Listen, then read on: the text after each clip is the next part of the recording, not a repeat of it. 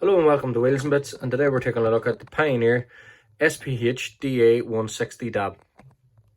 This is the new 2-din capacitive touchscreen, Apple CarPlay and Android Auto stereo with your Waze, your DAB Plus, your Bluetooth, your rapid fast charging, your USB mirroring, and full HD screen. We're going to take a look to see what you receive in the box and how the unit functions, and we'll show you some features in the stereo and how it sets up and things in a second. So this is the unit out of the box. It's a 7-inch doubled-in screen, but the operating size of the screen itself is 6.2 inch, where you have the buttons that run down the side here that light up as a touchscreen. One wee thing I always point out here in the top left hand corner, you'll see just here there's a wee flush button. If any of the unit, because it's got microprocessors and stuff inside, if it starts messing about, just take a head of a pen and reset it. Hold it for something like 10 or 15 seconds, wait for it to reset, should restart up and it'll be working fine. Take a look at the back of the head unit. This first thing I show in the side view, it's actually a short chassis unit, as there's no CD or DVD player. It doesn't need to be full depth, so it's a short chassis unit, and given the fact that there's lots of cables in the back of it, with the short chassis it leaves it easy to fit. So starting here in the left hand corner, you have the bottom aerial connector is just a standard normal AM and FM radio. You've got the DAB fitting, you've got your mic connector. These are for your accessories, so it's like your AUX cable, your camera input, steering wheel controls, and your RCAs and sub outputs. And then here you've got your power connector for the skirt lead, and you've got your USB connector. And then this big thicker metal plate is the heatsink to draw the heat away from the board. And then we're just going to show you get your little AUX cable, and again that comes with the connector. All the connectors that go on here are all different sizes, so you can't mix them up. There's only one way they can go. You've got the little microphone, you've got your steering wheel control and your reversing camera input, and the mute lead if you're using separate hands-free kit. Then you've got your RCAs and your video output.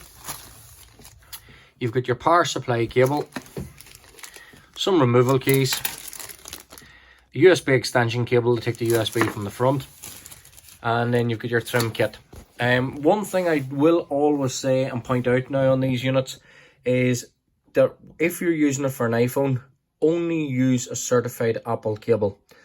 Don't go to the pound shops or the low price point on the iPod cable, because if your phone is flat, because these got rapid charge, it will either burn out the stereo, burn out the cable, or burn out your phone doing a rapid charge on a non-certified cable. It will never have any problem on the proper Apple cables, but if you're using it on non-certified cables, it will have. This is regardless what model of stereo or where you're using your laptop or anything like that. It's just something that we do notice, that it's more when the phone is flat that it can give the trouble. So here we're taking a look now with the unit powered up. You'll see the features on the stereo. You've got your DAB, you've got your radio, you've got your Apple CarPlay. You'll see that Android Auto is actually grayed out. That's because it's not connected up.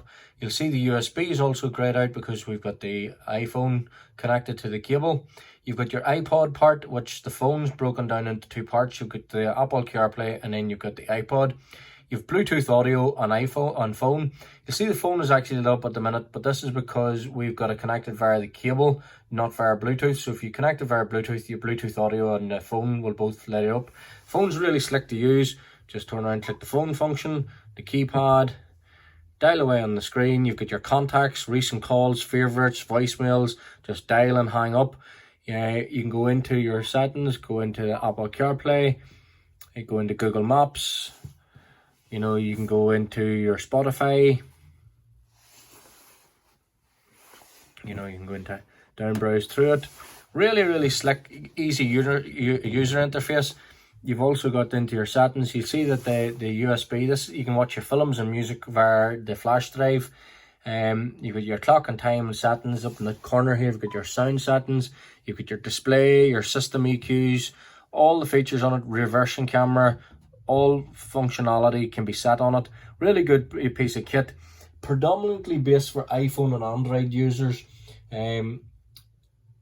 With Apple CarPlay and Android Auto, they're really slick user interfaces, but there is limitations with them as well, because all the apps are designed only to be used in cars. So like you can receive text messages on WhatsApp, but you have to speak them back. So sometimes it's not always the best reply or the best worded message back, but it definitely is very useful for using in the car.